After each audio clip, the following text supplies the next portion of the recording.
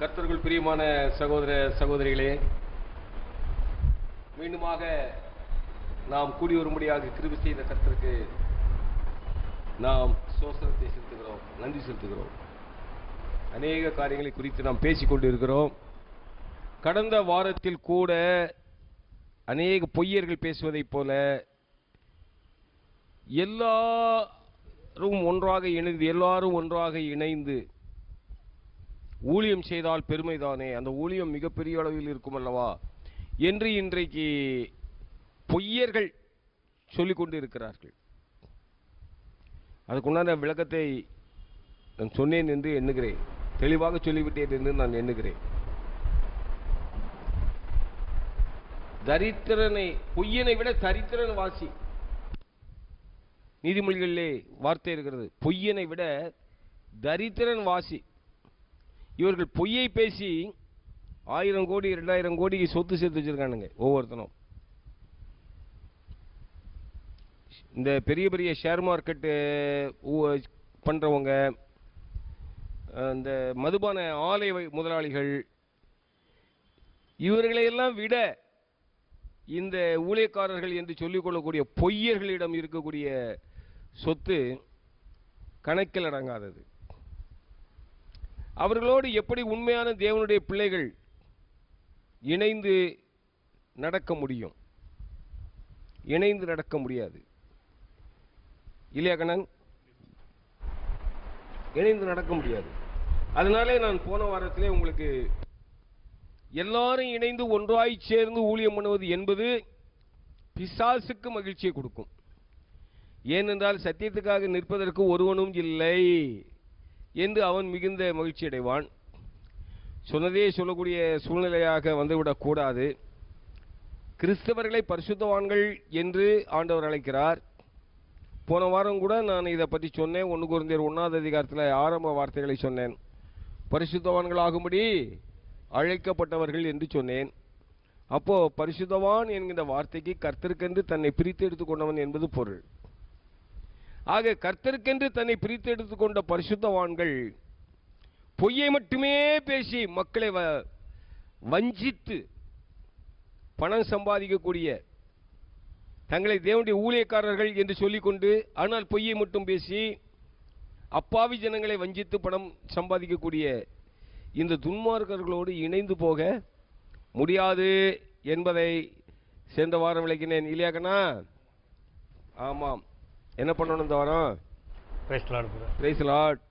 போன வாரம் கேட்ட கேள்வியோட பின்பகுதி தான் இந்த வாரம் கேட்கிறேன். ஓஹோ, அதுக்கு ஒரு பின்பகுதி வேற ஒன்று இருக்கும். ரட்சிக்கப்பட்டவர்கள் எல்லாம் பரலோகத்துல ஒன்னாதான் இருப்போம்னு சொல்லிட்டு சொல்றாங்களோ? எல்லாம் நிறைய பேர் சொல்றாங்க. அப்படியா? ஆனா வேதம் அவரவர் கிரியைகளுக்கு தக்க பலன் தான் கிடைக்கும்னு வேதம் தெளிவா சொல்லுங்க. ஆமா, அதான் அது எப்படி என்னன்னு கொஞ்சம். அது எப்படி? அவனவன் கிரியைகளுக்கு தக்க பலன் என்னோடு கூட வருகிறது என்று நம்முடைய ஆண்டவராகிய இயேசு கிறிஸ்து சொன்னார். நீ அதுக்கு முன்னால சங்கீதம் 101 வசனம் 7. சங்கீதம் 101 வசனம் 7. கபடு செய்கிறவன் என் வீட்டுக்குள் இருப்பதில்லை, பொய் சொல்லுகிறவன் என் கண்முன் நிலைப்பதில்லை. இது தாவீது மகாராஜா சொன்ன ஒரு வார்த்தை. தாவீது மகாராஜா சொல்லுகிறார், பொய் சொல்லுகிறவன் என் கண்முன் நிலைப்பதில்லைன்னு.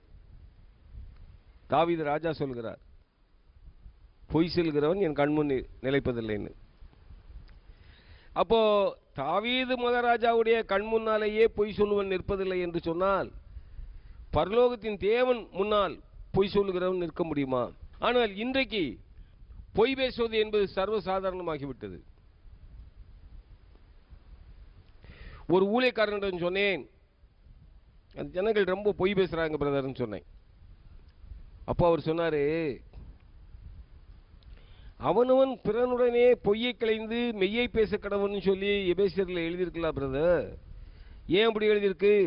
அங்க உள்ளவங்க எல்லாம் பொய் பேசுனாங்க தானே, அதனால தானே பொய்யை களைந்து மெய்யை பேசினாரு. எப்படி வியாக்கியானம்? ஆனாலும் பொய் பேசுறவங்க இருக்கத்தான் பிரதர் செய்வாங்க சபைகள்ல. ஆமா, சபைகள்ல பிசாசு சில சமயத்தில் எட்டி பார்க்கத்தான் செய்யும். இவன் பொய் பேசிக்கொண்டு சபையில் இருப்பது இவனுக்கு ஐயோ. இது தேவனுடைய சபை. தேவனுடைய சபையிலே இருக்கிறவன் பொய் பேசக்கூடாது. இதை நான் ரொம்ப அழுத்தி சொல்றதுக்கு கொஞ்சம் எனக்கு ஒரு மாதிரியா இருக்கு. ஏம்னா இன்றைக்கு கர்த்தருடைய ஊழியம்னு செய்யறவன் பூரா பொய்கார பயலா தான் இருக்கான். எல்லாம் பொய்கார பயலா தான் இருக்கான். இன்னொருத்தன் சொன்னான், பொய் பேசுறாங்களே அப்படின்னு சொல்லி நான் ஆதங்கப்படுறதுக்கு இன்னொருத்தன் சொன்னான், ரோமர் எழுதிய நிருபம் 3வது அதிகாரம் 4வது வசனத்தின் பின்பகுதியில், ரோமர் 3:4 பின்பகுதி, ரோமர் 3வது அதிகாரம் 4வது வசனத்தின் பின்பகுதி, எந்த மனுஷனும் பொய்யன் என்று சொல்லுவோமாக, தேவனே சத்தியபரர் என்றும் எந்த மனுஷனும் பொய்யன் என்றும் சொல்லுவோமாக. இதை சொல்லிட்டு அவன் சொல்றான், எல்லாரும் பொய் பேசுறவங்க தாங்க, நீங்க பொய் பேசுறத ஒரு தப்பா எடுக்காதீங்க அப்படிங்கிறான். இது எங்க இருந்து வந்ததுன்னா சங்கீதம் 116 சங்கீதம் 116 11வது வசனம், எந்த மனுஷனும் பொய்யன் என்று என் மனக்கலக்கத்திலே சொன்னேன். எந்த மனுஷனும் பொய்யன் என்று என் மன கலக்கத்திலே சொன்னேன். மனக்கலக்கம். அவருக்கு மற்றவர்கள் அந்த அளவுக்கு துரோகம் பண்ணி இருக்கிறாங்க. அதனால அவர் என்ன பண்ணாரு, எல்லா பயிலும் பொய்கார பை தாண்டாரு. அதை பிடிச்சுக்கிட்டானுங்க எல்லா பயிலும், அன்னையிலிருந்து இன்னைக்கு வரைக்கும். இந்த ரோமர்கள் நிருபத்தில் அப்போஸ்தலனாகிய பவுல் இதை பற்றி சொல்லும் பொழுது ஏன் இதை அங்க எடுத்து சொல்றாரு, என்னுடைய பொய்யினாலே தேவனுடைய நாமம் மகிமைப்பட்டால் நான் பொய் பேசலாம் அல்லவா இன்னைக்கு சொல்றானுங்கல்ல, அதை 2000 வருஷத்துக்கு முன்னாடியே சொல்லியிருக்கானுங்க. ஆக எல்லா காலகட்டத்திலும் கள்ளர்கள் பொய்யர்கள் கர்த்தருடைய நாமத்தை சொல்லிக் கொண்டு இருந்திருக்கிறாங்க. நான் செத்தவனை உயிரோடு எழுப்பினேன் கர்த்தருடைய நாமத்தில் சொன்னா கர்த்தருக்கு தானே மகிமை. ஏன் நீ எழுப்பியிருந்தா சொல்லப்பா, தப்பு இல்லை. சும்மாவே பொய் பேசினா, இந்த ரோமர் 3வது அதிகாரத்தை நல்லா படிச்சு பாருங்க. ஏன்னா இந்த பித்தலாட்டக்கார பயல்கள் அன்னைக்கே இருந்திருக்கிறாங்க. அதனால கண்ணன் அருவருப்பான காரியங்களை செய்கிறவர்களோடு கூட நாமும் இருப்போமா? சொல்லுங்க. ரட்சிக்கப்பட்ட ஒரு விசுவாசி தன்னுடைய தாயாரை ரொம்ப கொடுமைப்படுத்தி இருக்கான். ரட்சிக்கப்பட்ட பிறகு அவன் ரட்சிக்கப்பட்டிருப்பானங்கிறது எனக்கு சந்தேகம். ஒருவேளை ஏதாவது உலக ஆதாயத்துக்காக நான் ரட்சிக்கப்பட்டிருக்கிறேன் என்று சொல்லி அவன் வேஷம் போட்டு கொண்டு இருக்கலாம். அப்ப அவனுடைய தாயாரை சந்தித்து நம்முடைய சகோதரன் ஒருத்தர் சுவிசேஷம் சொல்லியிருக்கார். அப்போ அந்த தாயார் சொன்னாங்களாம், என் பிள்ளையும் பரலோகத்தில் இருப்பான்னா அவன் இருக்கிற அந்த இடத்துல நான் இருக்க விரும்பலை. ஏன்னா அந்த அளவுக்கு அவன் அயோக்கியத்தனம் பண்ணுறான் இப்போ. ஆனால் எந்த பேர் என்ன, ரட்சிக்கப்பட்ட விசுவாசி. எந்த அளவுக்கு உங்களுக்கு புரியுதுன்னு எனக்கு தெரியல. ஒரு சாதாரண ஒரு நிலைமையிலே தாயாரை கொடுமைப்படுத்திய ஒரு மகன் இருக்கிற இடத்திலே தாயார் இருக்க விரும்பவில்லை. அது பரலோகமாக இருந்தால் கூட பரவாயில்ல, எனக்கு அங்கே இடம் வேண்டாங்கிறாங்க. அப்போ வாழ்க்கையில் ஒட்டுமொத்தமும் பொய்யை மட்டுமே பேசக்கூடிய இந்த பசங்க இருக்கிற இடத்துல இருப்பதற்கு கர்த்தருக்காக உண்மையாக பிரயாசப்படக்கூடிய பாடுபடக்கூடிய விசுவாசிகளுக்கு விருப்பம் இருக்குமா? இருக்க முடியாது, இருக்க முடியாது. இப்போ எல்லாரும் ஒன்னா தானே அங்க இருப்போங்கிறீங்க, நீங்க சொல்லல, சொல்றாங்க. எல்லாரும் ஒன்னா தான். எப்படி எல்லாரும் ஒன்னா தான் இருப்போம்? எப்படி எல்லாரும் ஒன்னா தானே இருக்க முடியும்? இருப்போம்னு சொல்றது எப்படி? எல்லாருக்குமே தனித்தனி வாசஸ்தலம் இருக்கு இல்லையா? என் வீட்டில் அநேக வாசஸ்தலங்கள் உண்டு. அப்படி இல்லாதிருந்தால் நான் உங்களுக்கு சொல்லியிருப்பேன். நான் போய் உங்களுக்கு ஒரு வாசஸ்தலத்தை ஆயத்தப்படுத்தின பிறகு நான் இருக்கும் இடத்தில் நீங்களும் இருக்கும்படியாக உங்களை மறுரூபப்படுத்தி மகிமையிலே அழைத்து கொண்டு போய் சேர்க்க நான் மீண்டும் வருவேன் நம்முடைய ஆண்டவர் சொன்னார். எல்லாருக்கும் வாசஸ்தலம் பரலோகத்தில் இருக்கு. நான் இப்போ உங்கள்கிட்ட ஒரு கேள்வி கேட்குறேன். அரசாங்க அலுவலகங்கள் இருக்கு, ரயில்வே ஆகட்டும், போஸ்டல் டிபார்ட்மெண்ட் ஆகட்டும், டெலிஃபோன் டிபார்ட்மெண்ட் ஆகட்டும், எந்த டிபார்ட்மெண்ட் ஆனாலும் எடுத்து வச்சுக்கோங்க. தங்களுடைய பணியாளர்களுக்கெல்லாம் குவார்டர்ஸ் கட்டி கொடுக்குறாங்க இல்லையா? கொடுக்குறாங்களா இல்லையா? எல்லார் குவார்டர்ஸும் ஒரு போல இருக்குமா? இருக்காது. அந்த ஆஃபீஸில் ஓஏவுக்கும் குவார்டர்ஸ் தராங்க, ஜூனியர் அசிஸ்டண்ட்டுக்கும் குவார்டர்ஸ் தராங்க, அசிஸ்டண்ட்டுக்கும் குவார்டர்ஸ் தராங்க, ஆஃபீஸர்ஸுக்கும் குவார்டர்ஸ் தராங்க. எல்லாரும் கோட்ரஸும் ஒரு போல இருக்குமா இல்லை வித்தியாசமா இருக்குமா? வித்தியாசமா தான். அவங்க கேட்டகரிக்கு ஏற்றாப்புல, தகுதிக்கு ஏற்றாரு போல. உடனே நீங்க ஒட்டுமொத்தமா கர்த்தருடைய பிள்ளைகளுக்கு கூட அப்படி ஒரு தகுதி வித்தியாசங்கள்லாம் இருக்கோ அப்படின்னு கேட்கக்கூடாது. கேட்டால் அது அறியாமை, கேட்டால் அது அறியாமை. பரலோகத்திலே எல்லாரும் ஒரே கேட்டகரியா இருக்க போறது இல்லை. உயிர்த்தெழுதலிலே மகிமை மாறும். 1 கொரிந்தியர் 15வது அதிகாரம் 35 இருந்து நல்லதா வாசிங்க. 1 கொரிந்தியர் 15வது அதிகாரம் 35வது வசனம் முதல். ஆகிலும் மரித்தோர் எப்படி எழுந்திருப்பார்கள்? எப்படிப்பட்ட சரீரத்தோடு வருவார்கள் என்று ஒருவன் சொல்வானாகில், புத்தியீனனே, நீ விதைக்கிற விதை செத்தால் ஒழிய உயிர்க்க மாட்டாதே. நீ விதைக்கிற போது இனி உண்டாகும் மேனியை விதையாமல் கோதுமை அல்லது மற்றொரு தானியத்தினுடைய வெறும் விதையே விதைக்கிறாய். அதற்கு தேவன் தமது சித்தத்தின்படியே மேனியை கொடுக்கிறார். விதை வகைகள் ஒவ்வொன்றிற்கும் அதற்கேற்ற மேனியை கொடுக்கிறார். எல்லா மாம்சமும் ஒரே விதமான மாம்சம் அல்ல. மனுஷருடைய மாம்சம் வேறே, மிருகங்களுடைய மாம்சம் வேறே, மச்சங்களுடைய மாம்சம் வேறே, பறவைகளுடைய மாம்சம் வேறே. வானத்துக்குரிய மேனிகளும் உண்டு, பூமிக்குரிய மேனிகளும் உண்டு. வானத்துக்குரிய மேனிகளுடைய மகிமையும் வேறே, பூமிக்குரிய மேனிகளுடைய மகிமையும் வேறே. சூரியனுடைய மகிமையும் வேறே, சந்திரனுடைய மகிமையும் வேறே. நட்சத்திரங்களுடைய மகிமையும் வேறே. மகிமையிலே நட்சத்திரத்துக்கு நட்சத்திரம் விசேஷித்திருக்கிறது. மரித்தோரின் உயிர்த்தெழுதலும் அப்படியே இருக்கும். மரித்தோரின் உயிர்த்தெழுதலும் அப்படியே இருக்கும். வானத்தில் நீங்க பாக்குறீங்க, நல்ல இருட்டான பீரியட்ல, ஒரு அமாவாசை போன்ற பீரியட்ல அப்படி வானத்தை மேல் நோக்கி பார்த்தீங்கன்னா கோடிக்கணக்கான நட்சத்திரங்கள். ஆனால் கர்த்தர் ஸ்தோத்திரம், நம்முடைய ஆண்டவர் அந்த நட்சத்திரங்களுக்கெல்லாம் பெயர் வைத்து அழைக்கிறாராம். சங்கீத புத்தகத்தில் எழுதியிருக்கு. கோடிக்கணக்கான நட்சத்திரங்கள். ஒன்று பெருசா தெரியும், ஒன்று சிறுசா தெரியும், ஒன்று பிரைட்டா தெரியும், ஒன்று மினுக்குங்கும். ஆக நட்சத்திரங்களிலே எல்லா நட்சத்திரமும் ஒரு போல் இருப்பதில்லை, வித்தியாசமா இருக்கும். அதே போல மரித்தோரின் உயிர்த்தெழுதலிலும் எல்லாரும் ஒரே போல இருக்க போறதில்லை. அவனவன் கிரியைகளுக்கு தக்க பலன். ஒருவன் பிரைட்டா இருப்பான் நட்சத்திரத்தை போல, இன்னொருத்தன் மினிமினி பூச்சி போல சிங்கும்பான். என்ன சொல்றீங்க? மத்தேயு 13வது அதிகாரத்தில் 43வது வசனம். மத்தேயு 13:43. மத்தேயு 13வது அதிகாரம் 43வது வசனம். அப்பொழுது நீதிமான்கள் தங்கள் பிதாவின் ராஜ்யத்திலே சூரியனைப் போல பிரகாசிப்பார்கள். நீதிமான்கள் தங்களுடைய பிதாவின் ராஜ்யத்திலே சூரியனைப் போல பிரகாசிப்பார்கள். எல்லாருமா? சிலர் சூரியனைப் போல பிரகாசிப்பார்கள். அதைவிட கொஞ்சம் குறைந்த அந்த சூழவன் சந்திரனை போல இருப்பான். இன்னும் சிலர் விடிவெளி நட்சத்திரத்தை போல பிரகாசிப்பார்கள்.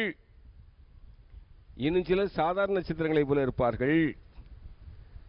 இன்னும் சிலர் எப்படி இருப்பார்களாம் தெரியுமா? 1 கொரிந்தியர் 3வது அதிகாரம் 10வது வசனம் முதல். 1 கொரிந்தியர் 3வது அதிகாரம் 10வது வசனம் முதல். எனக்கு அளிக்கப்பட்ட தேவ கிருபையின்படியே புத்தியுள்ள சிற்பாசாரியைப் போல அஸ்திபாரம் போட்டேன். வேறொருவன் அதன் மேல் கட்டுகிறான்.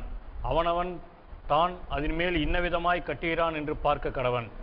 போடப்பட்டிருக்கிற அஸ்திபாரமாகிய இயேசு கிறிஸ்துவை அல்லாமல் வேறே அஸ்திபாரத்தை போட ஒருவனாலும் கூடாது. ஒருவன் அந்த அஸ்திபாரத்தின் மேல் பொன், வெள்ளி, விலையேறப்பெற்ற கல், மரம், புல், வைக்கோல் ஆகிய இவைகளை கட்டினால் அவனவனுடைய வேலைப்பாடு வெளியாகும். நாளானது அதை விளங்க பண்ணும். ஏனெனில் அது அக்னியினாலே வெளிப்படுத்தப்படும். அவனவனுடைய வேலைப்பாடு எத்தன்மையுள்ளதென்று அக்னியானது பரிசோதிக்கும். அதன் மேல் ஒருவன் கட்டினது நிலைத்தால் அவன் கூலியை பெறுவான். ஒருவன் கட்டினது வெந்து போனால் அவன் நஷ்டமடைவான். அவனோ ரட்சிக்கப்படுவான். அதுவும் அக்னியில் அகப்பட்டு தப்பினது போல் இருக்கும். பாருங்க, 2 வகையான கட்டுமான வேலைகள் நடக்கு. ஒன்று பொன், வெள்ளி, விலையேற பெற்ற கல். இப்போ உங்கள்கிட்ட 1 கோடி ரூபாய் தரேன், இவர்கிட்ட 1 கோடி ரூபாய் தரேன். இருக்கான்னு கேட்காதீங்க. நான் ராஜாதி ராஜாவுடைய பிள்ளை, புரியுதா? சொல்லாமலே தெரியுமா? சரி, நீங்க இந்த 1 கோடி ரூபாயை வச்சுக்கிட்டு இந்த தெர்மாக்கோலு, பிளைவுட்டு, அட்டை கிட்டை இதுங்களை வச்சுக்கிட்டு நீங்கள் ஒரு பெரிய பங்களா அரண்மனை கட்டுறீங்க. அவர் இந்த 1 கோடி ரூபாயில் பொண்ணு, வெள்ளி, விலையேறப்பட்ட கல், அதாவது சாலமோன் தேவாலயம் கட்டினார் பாருங்க, அது போல கட்டுறாரு. இப்போ இவர் பெருசா கட்டுவாரா, நீங்க பெருசா கட்டுவீங்களா? காரணம் விலை கம்மி, எல்லாம் சீப் குவாலிட்டிஸ், சீப் குவாலிட்டிஸ். நீங்க பயங்கரமான ஒரு அரண்மனையை கட்டிடுறீங்க. இவர் பாவம் தேவாலயத்துடைய மாடல் கட்டி வைப்பாரு. தேவாலயம் கட்ட முடியாது, தேவாலயத்துடைய மாடல் கட்டி வைப்பாரு.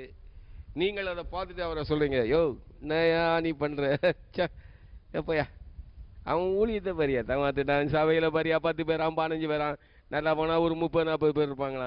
எங்களை பாரியா நாங்கள் எவ்வளோ பேர் இருக்கோம் பாரியா அப்படின்னு நீங்கள் மாறுதட்டுறீங்க. அப்போ ஆண்டவர் ரெண்டையுமே நாம் பரிசோதித்து பார்க்கணும்பா அப்படின்னு சொல்றாரு. பொதுவாக பரிசோதிப்பதற்கு எது கருவி? அக்கினி தான் கருவி. அழிந்து போகின்ற பொன் அக்கினினாலே சோதிக்கப்படும். அதை பார்க்கலும் விலையேறி பெற்ற உங்களுடைய விசுவாசம் சோதிக்கப்படுவது அதிக அவசியம் அல்லவான்னு சொல்லி பேதுரு எழுதுறாரு. அப்போ அக்கினி பரிசோதிக்கும். இப்போ அக்கினியை வச்சு உங்க அரண்மனையை அக்கினி அப்படி காட்டுறாங்க. உங்க அரண்மனை என்ன ஆகும்? எரிஞ்சு சாம்பலாயிரும். எரிஞ்சு சாம்பலாகி போடும்.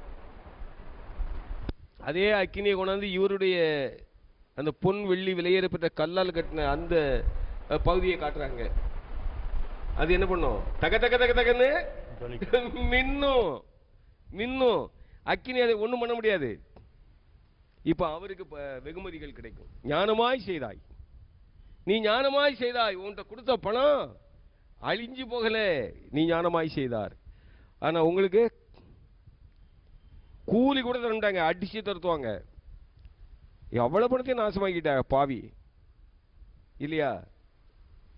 ஆனால் ஆனால் அவன் ரட்சிக்கப்பட்டு இருந்தால் அவன் தப்பிப்பான், பரலோகத்துக்கு வருவான். ஆனா பரலோகத்தில் எப்படி இருப்பான்? அக்கினியிலிருந்து தப்பினது போல, அக்கினியில் அகப்பட்டு தப்பினது போல இருக்கும். அதாவது கொல்லிக்கட்டை கொல்லிக்கட்டை டாட்டா இருப்பான் அவன். அவனும் ரட்சிக்கப்படுவான். இந்த ஊழியத்தை ஆரம்பிக்க முன்னாடி அவன் ரட்சிக்கப்பட்டு இருந்தால், ரட்சிக்கப்பட்டவங்களும் அநேகர் இப்படி இது போல உலக புகழுக்காக, பேருக்காக, பணத்துக்காக பிசாசாலை வஞ்சிக்கப்பட்டு இது போல தப்பான ஊழியங்களை செய்வது உண்டு. அதனாலே அது வெந்து போகும், அழிந்து போகும். ஆனால் அவனும் ரட்சிக்கப்படுவான். அவன் எப்படி இருப்பான்? அக்கினிக்கு தப்பிய கொல்லியை போல இருப்பான். இந்த பனி காலத்தில் நம்ம வீட்டில் குளிக்கிறதுக்கு பாய்லர்னு ஒன்று போடுவாங்க. இருக்கா உங்கள் வீட்டிலலாம் பழக்கம் இருக்கா? எங்கள் வீட்டிலலாம் அந்த பழக்கம் இன்னும் இருக்கு. அது என்ன பண்ணுவாங்க, அந்த பாய்லர் எரியறதுக்காக கட்டைகளை துண்டாடி போடுவாங்க. அந்த கட்டை எரியும். இப்போ எல்லாரும் குளிச்சாச்சு, இனிமே கட்டை எரிய வேண்டியதில்லை. என்ன பண்ணுறாங்க, உடனே அப்படி தண்ணியை காட்டி அணைக்கிறாங்க. பிரியாணி செய்கிறாங்க, கட்டடுப்பு மூட்டினா நல்லா ருசியாக இருக்குன்ட்டு கட்டடுப்பு வச்சு பிரியாணி செய்கிறாங்க. பிரியாணி வெந்து முடிஞ்சிடுது, எல்லாம் ஆயிடுச்சு. உடனே இந்த கட்டையை என்ன பண்ணுறாங்க, வெளியே இழுத்து தண்ணி ஊற்றி அணைக்கிறாங்க. பிரியாணியை எடுத்துக்கொண்டு எங்கே வைப்பாங்க? இந்த அணைச்ச கட்டையை எடுத்துக்கொண்டு எங்கே வைப்பாங்க? பிரியாணி பந்தி பரிமாற இடத்துல கொண்டு வைப்பாங்க. பிரியாணியை நல்லா மெயினான இடத்துல கொண்டு வைப்பாங்க.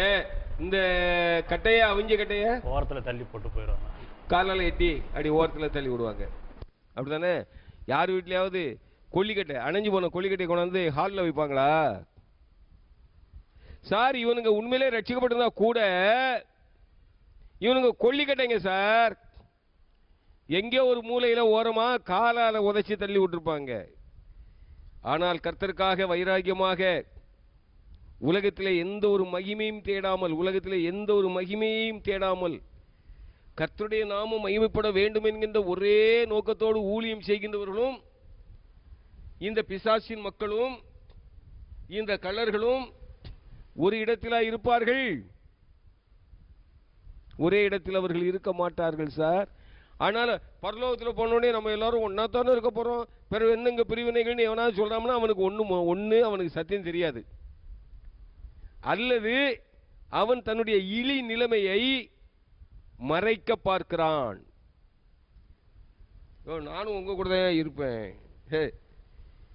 இருக்க மாட்டான். அதனால கண்ணன் பரலோகத்தில் எல்லாரும் நம்ம ஒரே இடத்துல தானே இருக்க போறோம் அப்படின்னு சொல்லக்கூடிய அந்த வாதம் வரட்டு வேதாந்தம். எல்லாரும் ஒரே இடத்துல இருக்க போறது இல்லை. நம்ம சாதாரணமாக நம்ம வீட்டிலேயே செருப்புகள், சார் நம்ம வீடு தான் சார், ஆனால் நம்ம செருப்பை போட்டுக்கிட்டு வீட்டுக்குள்ளே போனால் வீட்டுக்குள்ளே இருக்க பொண்டாட்டி என்ன சொல்கிறா, என்னங்க செருப்பை போட்டுக்கிட்டு வீட்டுக்குள்ளே வரீங்க, அதை கொஞ்சம் வெளியே கழட்டி விட்டுட்டு வரலாம்ல. இல்லைம்மா மறந்து போகிறேன். ஆமாம் மறப்பீங்க, காலில் இருக்க செருப்பை கழட்டி விட்டுட்டு உள்ளே வரணுங்கிறது கூட உங்களுக்கு மறக்குமா? சொல்கிறாங்களா இல்லையா? காலில் போட செருப்பை நடு வீட்டில் கொண்டு வைக்கிறோமா? அப்போ எந்தெந்த பொருளை எங்கே வைக்கணுமோ அந்தந்த பொருளை அங்கங்கே தான் வைக்கிறோம் நாமே. அப்போ ஆண்டவர் யார் எங்கே வைக்கணும்னு அவருக்கு தெரியாது. அதனால பரலோகத்தில் எல்லாரும் நம்ம மொத்தமாக தானே இருக்க போகிறோம், நம்ம ஒரே இடத்துல தானே இருக்க போகிறோம் அப்படின்னு யாரா சொன்னாங்கன்னா அவங்களுக்கு சத்தியம் தெரியாது, அல்லது அவர்கள் ரொம்ப கேவலமான ஒரு ஆவிக்குரிய நிலைமையில் கேவலமான ஒரு ஸ்திதியில் இருக்கிறாங்க, அதை மறைக்க பார்க்குறாங்க என்பதை நீங்கள் புரிந்து கொள்ள வேண்டும். இப்படிப்பட்ட கள்ள உபதேசங்கள் அல்லது அறியாமையினால் சொல்லக்கூடிய உபதேசங்கள் இவைகள் எல்லாம் இருந்து விலகி இருங்கள். இப்படிப்பட்டவர்களோடு எந்த விதமான சகவாசமும் வேண்டாம். அந்த சகவாசம் உங்களையும் கெடுத்து விடும். என்ன கண்ணன் புரிந்ததா?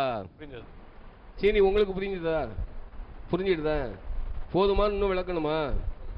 போதுமா? ஓ, கர்த்தருக்கு ஸ்தோத்திரம். கர்த்தருடைய பரிசுத்த நாமம் மகிமைப்படட்டும்.